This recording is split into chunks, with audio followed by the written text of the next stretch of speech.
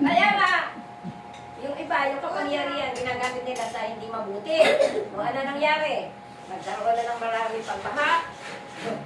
O, na marami ang nasagasaan, marami ang napisala, marami ang naghihirap. O, dahil sa kanilang kapangyarihan, dahil sa kanilang kapangyarihan, kasakiman. Amen. Kanilang kagahaman. Selfish. Ang sarili lang nila ang kanilang iniisip.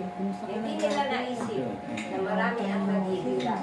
Marami ang nahihirapan sa kanilang buhay. Marami ang nagdurusa dahil sa kanilang pagkagawa. Amen? Amen! Kaya nga, para tayo ay huwag tayong manahan sa anumang ating mayroon tayo.